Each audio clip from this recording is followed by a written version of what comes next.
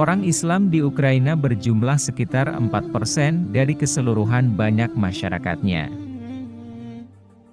Kebanyakan mereka adalah daripada kaum Tatar Crimea dan tinggal di semenanjung Crimea. Di kota Kiev sendiri, berada sekitar 50.000 warga Muslim, termasuk dari mereka merupakan warga yang berasal dari luar negara. Sejarah Islam di Ukraina memiliki akar yang teramat dalam. Masyarakat setempat pertama kali mendengar tentang Islam menempuh lawatan bidang usaha para saudagar dari tanah Arab dan negara-negara timur di selatan wilayah Ukraina. Seiring dengan berlangsungnya waktu, selang dua negara mulai menjalin hubungan dagang yang ketat serta ikatan diplomatik. Menurut sejarah resmi, pemukiman Muslim pertama di kota Kiev sudah eksis sejak zaman ke-18. Di dua zaman terakhir komunitas Muslim di tanah Ukraina terus membengkak. Dan diperkirakan saat ini mempunyai sekitar 2 juta Muslim di Ukraina. Sampai tahun 1917, perkembangan Islam di Ukraina cukup stabil. Namun, seiring dengan berkuasanya rezim Uni Soviet, pada tahun 1922 sampai 1991, di Ukraina terjadi kesusahan yang luar biasa bagi penyelenggaraan peribadatan publik. Meskipun begitu, Muslim Ukraina tetap menjalankan ibadah dan mempertahankan agama yang diwariskan secara turun-temurun dari para pendahulu mereka, serta menjaga segala warisan keislamannya. Perubahan dramatis terjadi di awal tahun 1990-an dalam komunitas Muslim Ukraina. Terkait dengan permulaan transformasi demokrasi di Uni Soviet, diiringi dengan perubahan fundamental dalam hal kaitannya dengan pengakuan negara terhadap hak-hak publik. Umat Islam dapat dengan membuka, membicarakan, dan menjalankan nasihat Islam dengan bebas sama sekali.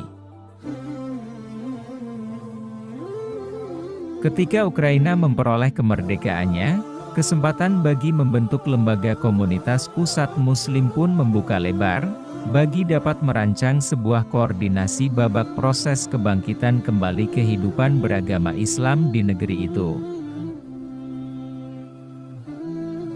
Persebaran umat Islam yang tidak hanya terjadi di Timur Tengah saja, namun juga merambah ke negara di Eropa Timur seperti Ukraina. Masyarakat Ukraina pertama kali mengetahui tentang Islam dari para pedagang Arab Saudi yang datang ke Ukraina. Para pedagang tersebut umumnya mengarah ke bagian selatan Ukraina. Kedua negara ini lantas menjalin hubungan diplomasi yang sangat baik. Namun, jika ditelusuri jauh ke belakang, persebaran dan perkembangan Islam di Ukraina telah terlihat sejak abad ke-15, melalui suku Tatar.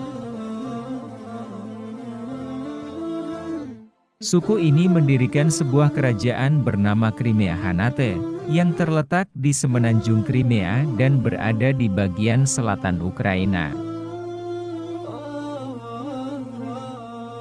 Dalam tulisan bertajuk Traces of Islam in Western Ukraine, yang ditulis oleh Mikhailo Yakubovich dan dimuat dalam majalah History, Crimea merupakan lokasi yang paling pertama terlintas ketika membicarakan perkembangan Islam di Ukraina.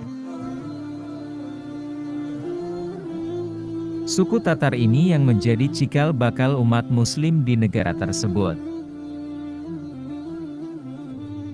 Crimea Hanate yang kemudian masuk ke wilayah Kekaisaran Ottoman Turki, ditaklukkan oleh Rusia pada abad ke-18. Akibat invasi Rusia tersebut, sebanyak 160.000 warga Muslim dari suku Tatar harus meninggalkan Crimea. Jejak peninggalan Muslim masa lampau di Ukraina bisa ditemukan di kota Ostrov. Peninggalan tersebut berupa sebuah batu nisan milik seorang Muslim. Yakubovic menyebut, itu merupakan bukti langka yang dimiliki Ukraina. Di Ukraina sendiri, rata-rata masyarakat Muslim menetap di Kiev, Odessa, Dnipro, Lviv, dan Donbas. Kiev merupakan kota yang paling banyak didiami oleh warga Muslim Ukraina. Hingga saat ini, diperkirakan ada 2 juta umat Muslim yang tinggal di kota tersebut. International Crisis Group menyebutkan, Ukraina bahkan menjadi negara yang dituju oleh Muslim asal Rusia.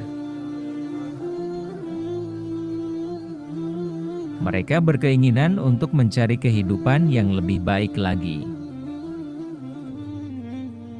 Banyak masyarakat Rusia yang pergi dan mencari suaka ke Ukraina lantaran mengalami krisis agama atau politik di negaranya.